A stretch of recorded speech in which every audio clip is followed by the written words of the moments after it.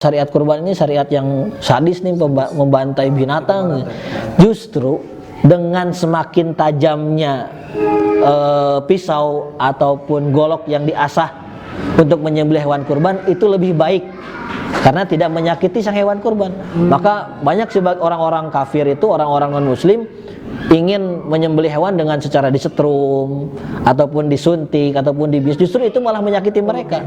Bahkan dagingnya pun berbahaya untuk jiwa mereka. Berbeda dengan disembelih, darahnya setelah keluar semua, dagingnya segar dan bermanfaat untuk orang-orang yang mengkonsumsinya. Ngopi, ngobrol perkara iman, hanya di Salsabila TV. Jadi sejarah Al-Quran menceritakan tentang kurban itu sendiri seperti apa tadi? Bismillahirrahmanirrahim.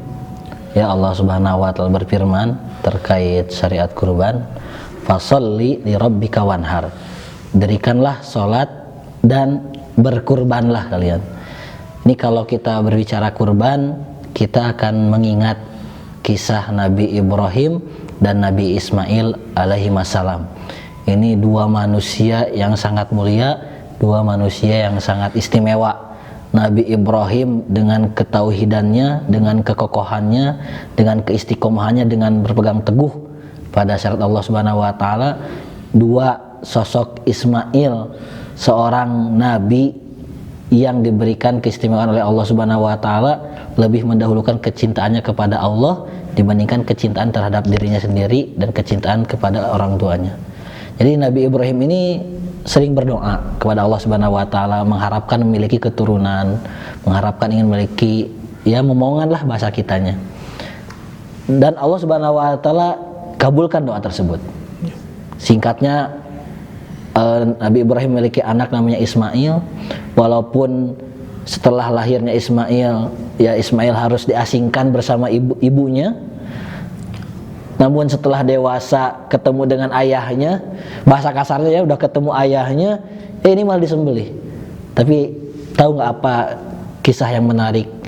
Nabi Ibrahim mengatakan kepada Ismail, wahai anakku, bagaimana pendapatmu jika aku diperintahkan oleh Allah untuk menyembelihmu?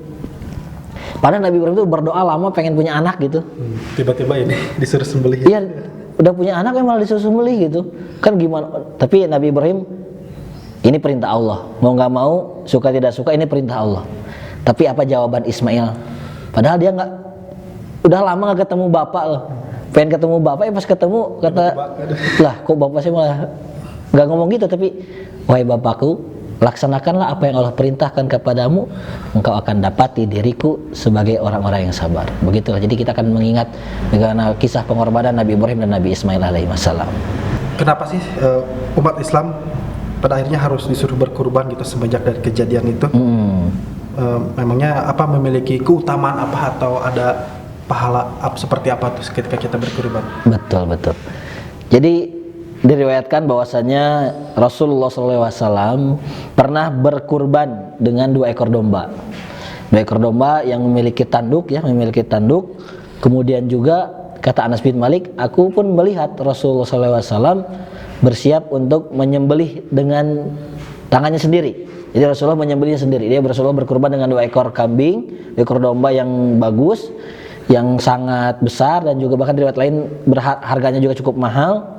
Kemudian Rasulullah SAW menyembelihnya dengan kedua tangannya sendiri, seraya mengatakan Bismillahi Allahu Akbar.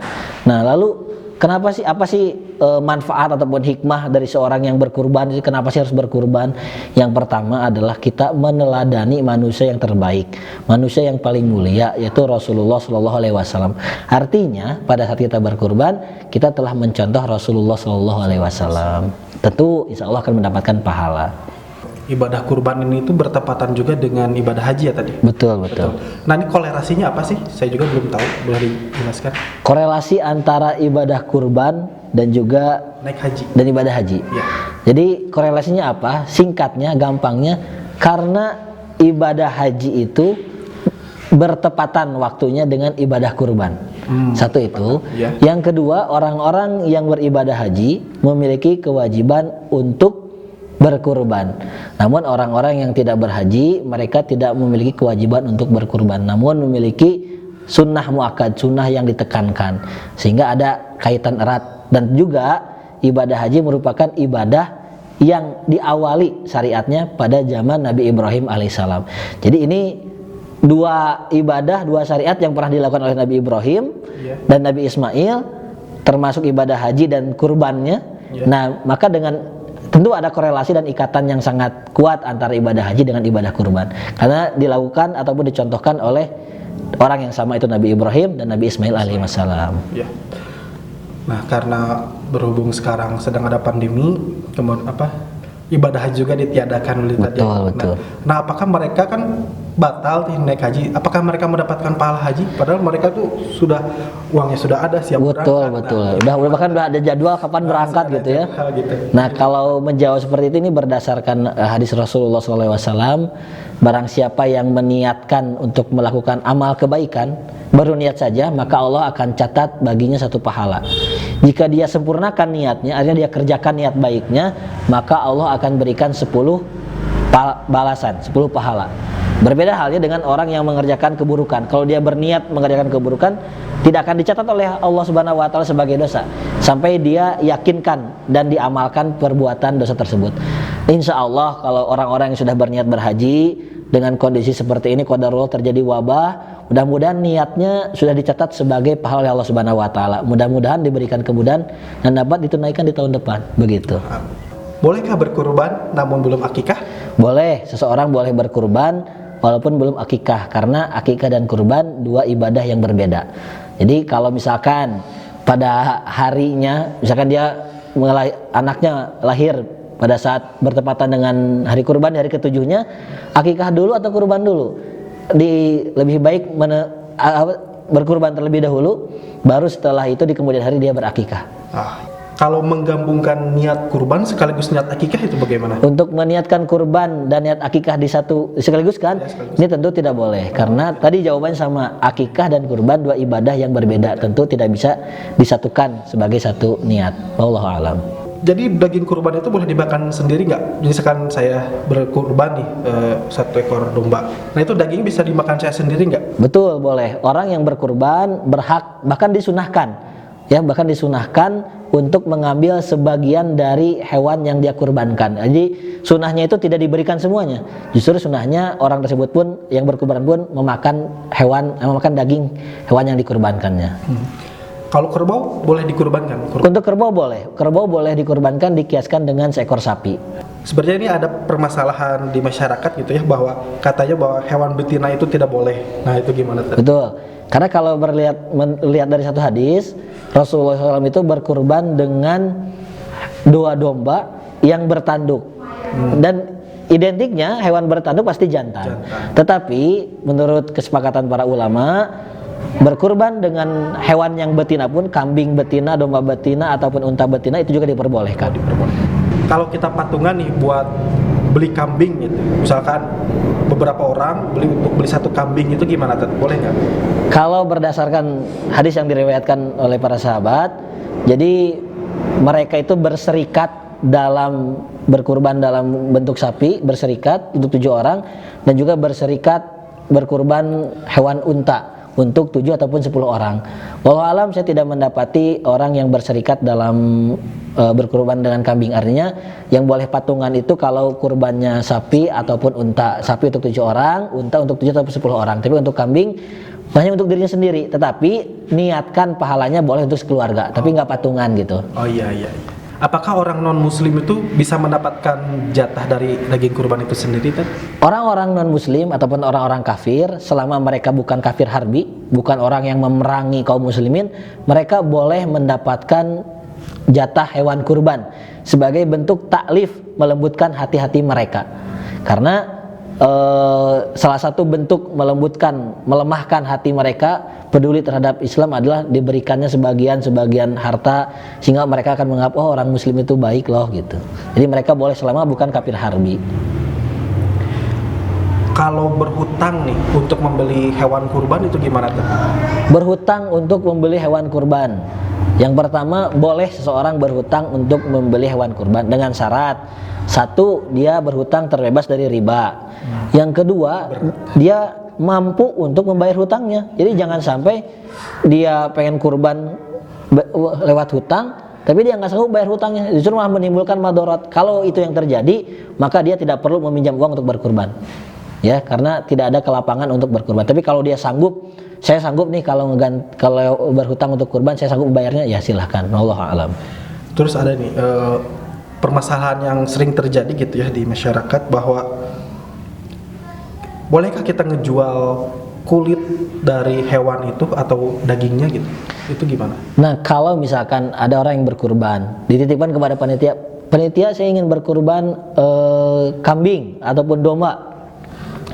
Maka jika sang kurban mengatakan semuanya kulitnya direcah dibagi misalnya, nah maka orang yang sudah mendapat bagian, ini udah jadi jatah saya nih, misalkan dapat 1 kilo kambing, 1 kilo daging kambing, maka boleh untuk dijual. Tapi selaku panitia tidak boleh menjual tuh, diperjualbelikan. Siapa yang mau beli daging kurban dengan harga murah, itu nggak boleh. Termasuk kulitnya. Misalkan kulitnya sama panitia tiba-tiba dijual aja. Tetapi kalau udah dikasihkan, misalkan ini si kulit ini untuk orang yang nyembelih aja nih. Nah terserah orang yang nyembelih tadi mau dia jual kek, mau dia manfaatin untuk apa, itu boleh. Setelah udah dimiliki secara pribadi, begitu. Wallahu a'lam. Kalau kita lihat fakta lapangan gitu ya, bahwa ada sebagian, bisa kita katakan kaum liberal gitu lah ya, yang mengatakan bahwa kurban itu dinilai sadis tadi. Betul. Jadi bahkan disebut hari raya pembantaian gitu. Betul. Nah bahkan menyarankan mengubah syariat kurban itu menjadi diganti dengan sejumlah uang saja gitu. Nah ini gimana tuh? Jadi kalau ada orang yang berkurban, saya ganti sajalah, saya kasih uangnya aja seharga domba 3 juta rupiah, tidak belikan domba, maka itu tidak disebut dengan kurban. Jadi disebut dengan udhiyah, penyembelihan, itu bukan. Jadi tidak dinilai sebagai ibadah kurban. Kecuali kalau misalkan ke panitia, Pak Panitia, saya nitip uang nih, tolong dibelikan hewan untuk dikurbankan, maka itu boleh. Tapi kalau ini syariat kurban ini syariat yang sadis nih, membantai binatang. Justru dengan semakin tajamnya pisau ataupun golok yang diasah untuk menyembelih hewan kurban, itu lebih baik karena tidak menyakiti sang hewan kurban. Maka banyak orang-orang kafir itu, orang-orang non-muslim, ingin menyembelih hewan dengan secara disetrum ataupun disuntik ataupun dibius, justru itu malah menyakiti mereka. Gitu. Bahkan dagingnya pun berbahaya untuk jiwa mereka. Berbeda dengan disembelih, darahnya setelah keluar semua, dagingnya segar dan bermanfaat untuk orang-orang yang mengkonsumsinya. Ya Ustaz, terima kasih atas waktunya. Semoga video ini memberikan ilmu yang bermanfaat kepada orang-orang yang menontonnya. Amin, amin. Ya, kita ngobrol-ngobrol aja ya, sedikit berbagi, barangkali ya dalam penyampaian tadi ada yang salah juga. Ya karena kita sama-sama belajar, itu pun saya menjawab sesuai kemampuan yang saya tahu. Nanti mungkin bisa cari lagi rujukan-rujukan yang lebih sempurna. Nah, insyaallah. Assalamualaikum warahmatullahi wabarakatuh. Waalaikumsalam warahmatullahi wabarakatuh. Ngopi, ngobrol perkara iman, hanya di Salsabila TV.